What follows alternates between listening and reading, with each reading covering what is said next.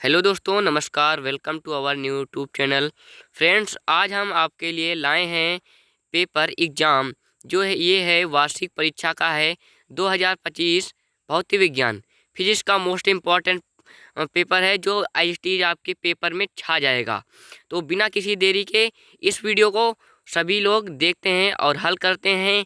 और ये 3 घंटे का पेपर रहेगा। 15 मिनट, 3 घंटा 15 मिनट आपको इसमें हल करना और 15 मिनट आपको पेपर पढ़ने के लिए दिया जाएगा। और सभी प्रश्न यहाँ पर निष्कर्ष आप देख सकते हैं। सभी प्रश्न अनिवार्य हैं। इस प्रश्न पत्र में 5 खंड हैं। खंड आ, ब, स, द, या। प्रश्नों के अंतर उनके सम्मुख दिए गए हैं। ओके। गणनात्मक प्रश्नों में गणना के लिए संबंध समस्त पद दीजिए। ठीक। उसके बाद अब खंड आ चालू होता है। यहाँ पर दिया गया है निम्नलिखित में से कौन सा एसआई मूल मात्रक नहीं है। तो इसमें आपको बताना है निम्नलिखित में कौन सा एसआई मूल मात्रक नहीं है। तो इसका जो सही आंसर हो जाएगा वो न्यूटन हो जाएगा। उसके बाद आगे बढ़ते हैं।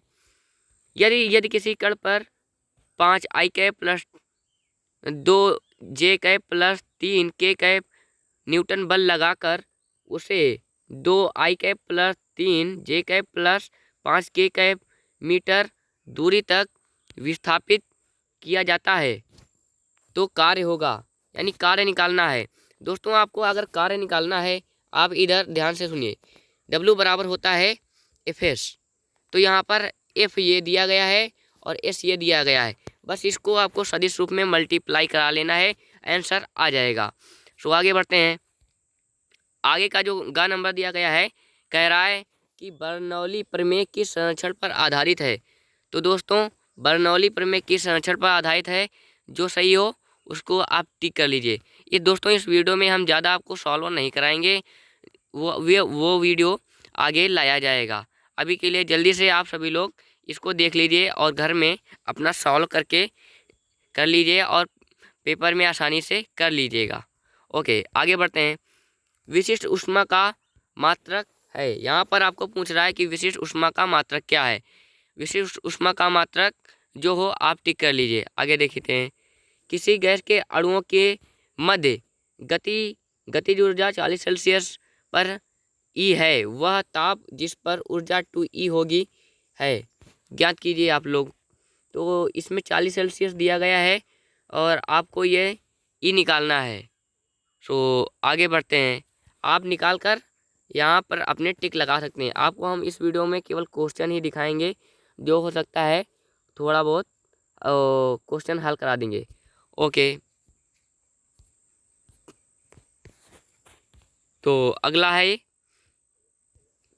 यहाँ पर नेक्स्ट 4 नंबर। एक बंद आर्गन पाइप में तीसरे सनांदी पहले अधिकृत स्वरक का अनुपात है। इसमें जो हो आप सही कर लीजिएगा। अगला फिर उसके बाद खंड आ, ब, स, द, या था। तो खंड आ हो चुका है, जो सभी 1-1 नंबर के ऑब्जेक्टिव थे, और बा में भी 1-1 नंबर के ही हैं। सा में 2 नंबर से प्रारंभ होते हैं। तो खंड बा में क्या है, वेग प्रवणता का विमीय सूत्र लिखिए। वेग प्रवणता का विमीय सूत्र यहाँ पर आपको लिखना है। वेग प्रवणता, तो वेग प्रवणता का जो विमा होता है वो एल्टिक पावर -1 होता है। तो और उसके बाद खा नंबर पूछ रहा है अभिकेंद्र बल से क्या तात्पर्य है। अभिकेंद्र बल क्या होता है, इसको भी लिखना है। इसमें भी आपको 1 नंबर मिल जाएगा। तो आपको पता है अभिकेंद्र बल किसे कहते हैं। वृत्तीय गति करते समय जब कोई वस्तु किसी वृत्त के चारों ओर वृत्तीय गति करता है, तो वृत्तीय गति करते समय उस पर एक बल लगता है, जिसे अभिकेंद्र बल कहते हैं। जिसकी दिशा सदैव केंद्र की ओर होती है, उसे अभिकेंद्र बल कहते हैं। उसके बाद दोस्तों आगे बढ़ते हैं। पृथ्वी के निकट परिक्रमा कर रहे उपग्रह की कक्षीय चाल एवं परिक्रमण काल के सूत्र लिखिए। इसको आपको कक्षीय चाल निकला है और परिक्रमण काल का सूत्र एवं मान लिखना है, जो हो आप करके लिख लेना। उसके बाद स्टीफन नियतांक। दोस्तों, ये जो है ये बहुत इम्पोर्टेंट है, इसको आप याद कर लेना। इसको आप 1 नंबर में भी आ सकता है और थ्योरी में भी आ सकता है, तो इसको याद कर लेना। आगे कहता है किसी गैस में ध्वनि की चाल VRMS में संबंध सूत्र लिखिए। ये भी आप सीधा डायरेक्ट से गूगल करके पूछ सकते हैं। उसके बाद कह रहा है वायु में ध्वनि की चाल पर ताप की वृद्धि पर क्या प्रभाव पड़ता है, ये भी कर लेना। उसके बाद खंड ब हो चुका है और अब सा की बारी है। तो आबा हो चुके हैं और अब सा हल करना है। जो सा नंबर के हैं इसमें सभी दो नंबर के दिए हुए हैं और खंड दा में 3 नंबर के आपको देखने को मिलेंगे। तो खंड सा में 3 नंबर का पहला क्या कह रहा है, इसमें कह रहा है किसी पिंड के जड़त्व आघूर्ण से क्या तात्पर्य है, वो आपको लिखना है। फ्रेंड्स, आपको पता है कि जड़त्व क्या होता है। जड़त्व वह है जो किसी वस्तु की अवस्था के परिवर्तन का विरोध करता है, जड़त्व कहलाता है। जड़त्व कितने प्रकार का होता है ये भी याद कर लेना, क्योंकि ये थ्योरी में बहुत आएगा। जड़त्व आघूर्ण भी याद कर लेना। जड़त्व 2 प्रकार का होता है, पहला विराम का जड़त्व, दूसरा गति का जड़त्व। विराम का जड़त्व यानी जो विरामावस्था में है तथा वह विरामावस्था में नहीं रहना चाहता है, उसे विराम का जड़त्व कहते हैं। सो आगे बढ़ते हैं। आगे कह रहा है खा कृत्रिम उपग्रह के कक्षीय वेग एवं पलायन वेग में संबंध ज्ञात कीजिए। ये आपको हल कर लेना है। उसके बाद फिर ग नंबर कह रहा है 0.2 मोल गैस में दाब तक बढ़ाने में किया गया कार्य ज्ञात कीजिए। यहाँ पर आपको दोस्तों W ज्ञात करना है, आपको यहाँ पर W ज्ञात कर लेना है। ठीक है। आगे कह रहा है सरल आवर्त दोलक के अधिकतम त्वरण अधिकतम वेग का अनुपात क्या होगा। ये इसमें अनुपात आपको पूछ रहा है, अनुपात आपको निकालना है, आप निकालेंगे। उसके बाद आप सा खंड हो गया है। आगे बढ़ते हैं खंड दा की तरफ। तो खंड दा कह रहा है यंग प्रत्यास्थता गुणांक का मात्रक एवं विमीय सूत्र प्राप्त कीजिए। यंग प्रत्यास्थता गुणांक प्रतिबल बटे विकृति होता है। तो प्रतिबल बटे विकृति का जो इसमें विमीय होगा वो आप कर लेना। दोस्तों, आप जानते हैं कि विकृति की कोई भी विमा नहीं होती है, तो इसमें क्या हो जाएगा, तो प्रतिबल का विमा क्या होता है, प्रतिबल का विमा जो भी हो आप उसे निकाल लेना। उसके बाद दोस्तों यहाँ पर खा कह रहा है A vector into A vector cross B vector का whole square is equal to A square into B square minus A vector dot B vector whole का होल स्क्वायर। इसको ये सिद्ध करना है, आपको ये आपको सिद्ध करना है। फिर गा नंबर कह रहा है यदि m द्रव्यमान वाले कण का स्थिति सदिश r1 वेक्टर तथा 2m द्रव्यमान वाले कण का स्थिति सदिश r2 वेक्टर हो तो उस निकाय के द्रव्यमान के केंद्र की स्थिति सदिश क्या होगी।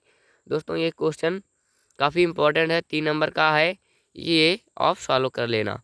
उसके बाद आगे बढ़ते हैं। सो दोस्तों यहाँ पर घा नंबर में अभी यहाँ पर सभी 3-3 नंबर के चल रहे हैं, आप देखते रहिए। घा नंबर में जो ये कह रहा है किसी ताप पर वायु में ध्वनि की चाल 57 डिग्री सेल्सियस पर ध्वनि की चाल की दोगुनी हो जाएगी, किस ताप पर होगी आपको निकालना है।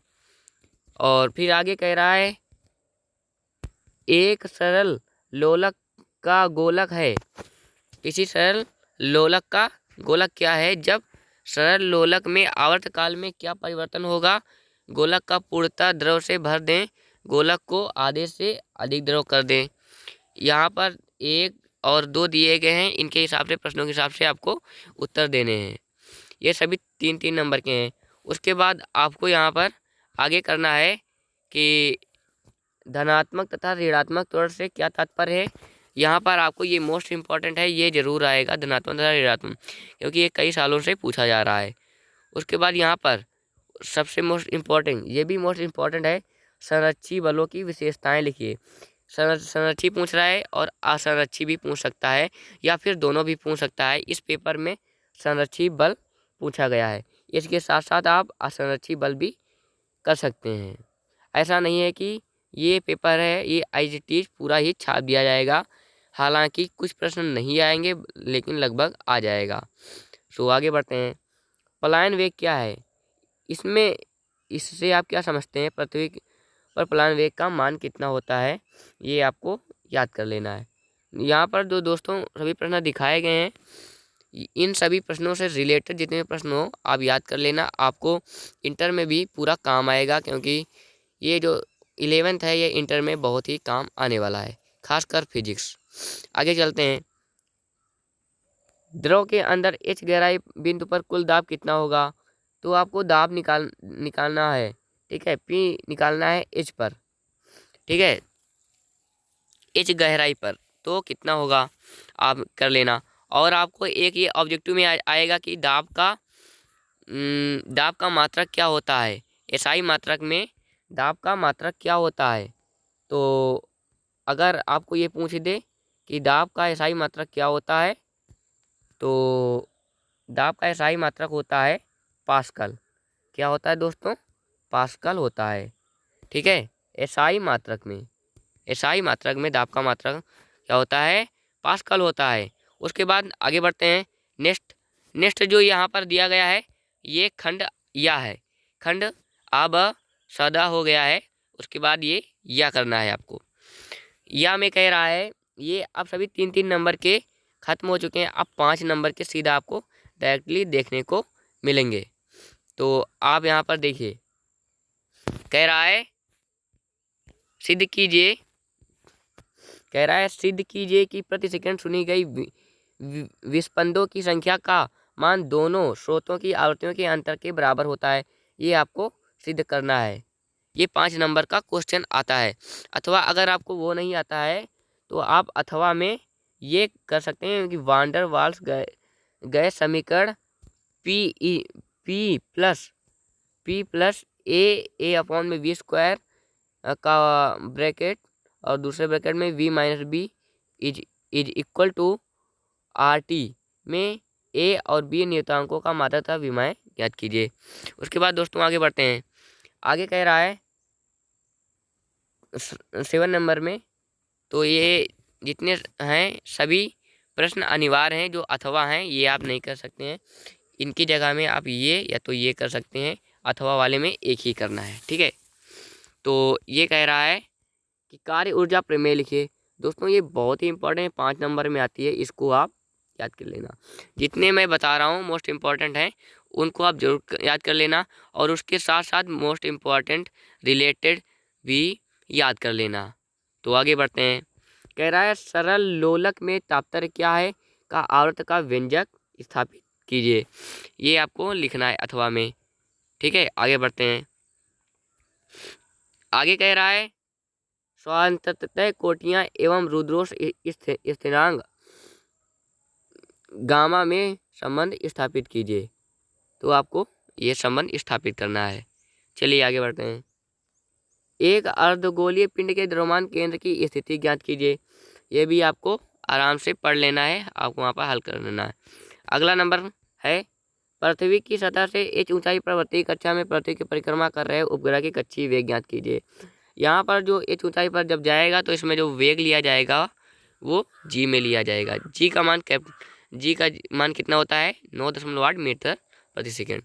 चलिए अब आगे बढ़ते हैं 10 नंबर की तरफ। जो इसका ये है 9 नंबर ये है, और 9 नंबर का जो अथवा है वो ये है। यहीं से आपका पेपर समाप्त होता है। ऊष्मागति के द्वितीय नियम की व्याख्या कीजिए। उस ऊष्मागति की आप जरूर याद कर लेना, इससे रिलेटेड आपको जो ऑब्जेक्टिव में भी क्वेश्चन आपको 100% मिलेंगे, तो आप ये याद कर लेना क्वेश्चन। तो यहीं से आपका जो पूरा पेपर है कंप्लीट हो जाता है। तो थैंक यू दोस्तों फॉर वाचिंग, और मिलते हैं किसी नेक्स्ट वीडियो। तब तक के लिए जय हिंद जय भारत। और हाँ, अगर अभी तक आपने मेरे चैनल को सब्सक्राइब नहीं किया है तो सब्सक्राइब अवश्य कर लें। तो अगेन जय हिंद जय भारत।